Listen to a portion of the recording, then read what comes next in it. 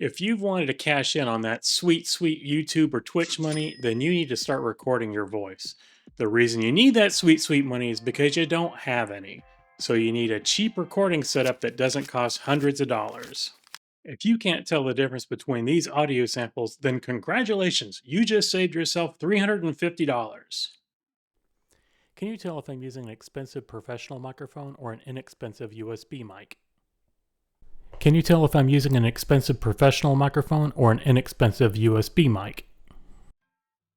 I figure you can tell the difference, so watch the rest of this video to see why the difference doesn't matter. This FiFine Ampligame AM8 microphone costs $60 and on paper checks almost every box.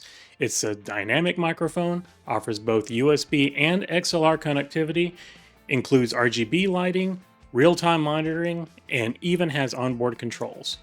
But here's the real question. Is it actually worth buying, or is it just another budget microphone with flashy features? I've spent some time with the FiFine AM8, and in this video, we're going to go over the design, sound quality, features, pros, cons, and whether it's the right microphone for you. Let's jump in. Right out of the box, the AM8 feels surprisingly sturdy. The feature list is where the AM8 really stands out. You get USB and XLR connectivity, real-time headphone monitoring, onboard gain control, headphone volume adjustment, touch to mute button, and RGB lighting with multiple color options. Unlike many budget microphones, the AM8 has a sturdy body and gives it a much more premium feel. It's subtle enough to look good on camera without being distracting. The USB-powered features aren't supposed to work in XLR mode, but stay with me because I show you what happens when you use both USB and XLR at the same time. It also includes a weighted desktop stand, so you can start recording immediately without buying extra accessories. The stand screws into a standard threading so you can connect it to any studio arm, like this one. On the top, there's a touch-sensitive mute button with an LED indicator. On the bottom, there's a gain knob, a headphone volume control, a 3.5mm monitoring jack, a USB-C port, and an XLR connection. The way this microphone is meant to be oriented is with the mute button on top, which is touch capacitive and easy to reach, and the knobs feel pretty solid. One reason to choose this microphone over others is its dual connectivity. If you're just getting started, just plug it directly into your computer with USB. There's no complicated setup or additional audio interface to mess with, just plug it in and start recording. As your setup grows, you don't need to replace this microphone. Simply connect it using XLR to any audio interface or mixer for even more flexibility and better sound quality, as I'll show you. That makes the AM8 a microphone you can actually grow with instead of outgrowing. With USB plugged into a battery source, I was able to record XLR and have USB functionality. The LED lights and gain worked, however the mute button didn't work. With the USB plugged into the computer, I was able to record from the XLR source and adjust gain.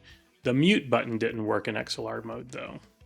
So, how does it actually sound? Since the AM8 is a dynamic microphone, it's supposed to focus on your voice while reducing background noise. However, when using this mic, I did pick up noise from my mechanical keyboard and desktop computer. These can be easily countered with a noise gate that every streamer should be using anyway. XLR mode is more responsive than in USB mode. In XLR mode, you're bypassing the internal audio interface, which isn't the same quality as higher priced audio interfaces. USB mode has lights and gain adjustment. XLR mode is straight through and adjustments are made on your mixer or audio interface. In USB mode, I had to turn the gain all the way up to get a decent recording. With the knob turned halfway up, the audio is barely picked up. The human voice range is about 85 Hz to 400 Hz. Males are on the low end and women and children are on the high end. So when doing analysis, we need to focus on how the microphone performs within this range. In XLR mode, there's a big drop-off right around 300 Hz, but it retains a lot up to around 14,000. In USB mode, the drop-off at 300 Hz is much sharper, and a huge drop-off after about 10,000 Hz. This is probably why the voice recording is much quieter in USB mode. You can crank up the input, but the signal to noise ratio is going to be worse.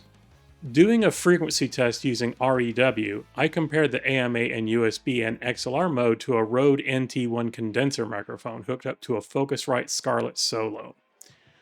The microphone's frequency response wasn't as good in USB mode. In XLR mode, it's passable, but doesn't have quite the frequency range of a professional microphone. As far as an audio interface, the microphone's okay for recording voice and not intended to record instruments. The curve just isn't responsive enough, with a notable lack of signal below 300 Hz and completely dropping off as you go over 13,000 Hz, especially in USB mode. The voice itself sounds good. It's not as rich as microphones costing several $100s, but considering the price, it's surprisingly impressive. You'll get clear vocals for gaming, Discord, streaming, podcasts, and YouTube videos. The microphone also benefits from speaking fairly close to it, about 2 to 6 inches away. Even though I have a pro microphone and audio interface, it's a lot to set up. The FiFine microphone is all-in-one, so I can just bring this with a laptop and record on location without a fuss, and the audio quality is good enough. Honestly, what makes a microphone sound good is additional audio processing, like noise gating and compression. At the end of the day, after processing, the two microphones sound very similar. Pros.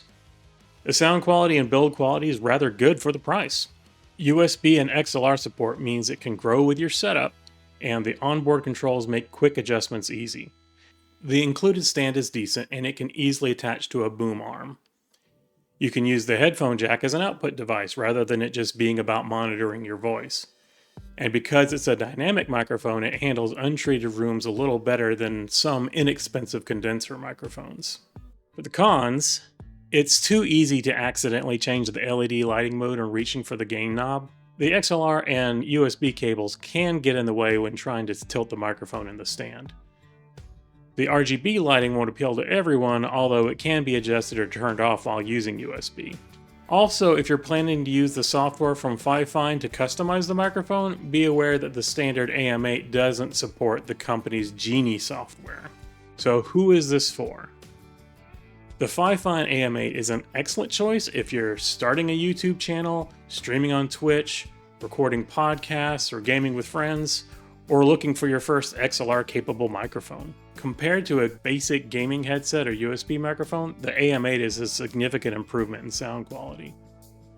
If this review helped you out, be sure to leave a like, subscribe for more tech reviews, and let me know in the comments what microphone you're using, or which one you're thinking about buying. Overall, the FiFine AM8 is a very good microphone for the price. If you're just starting out and want to stream or do a podcast, a microphone like this is really all you need. It's an amplified microphone with a gain and monitoring controls without a lot of fuss. And it's one of the few microphones in this price range that offers USB and XLR connectivity, solid sound quality, practical onboard controls, and a build that feels more expensive than it is. Is it going to replace a professional studio microphone? No. But for creators, gamers, streamers, and podcasters on a budget, it's hard to beat. If you're looking for a microphone that works great today and still has room to grow tomorrow, the FiFine AM8 deserves a spot on your short list. Here are some other videos with desktop gadgets you'll want to check out. Thanks for watching, and as always, I hope you're having fun.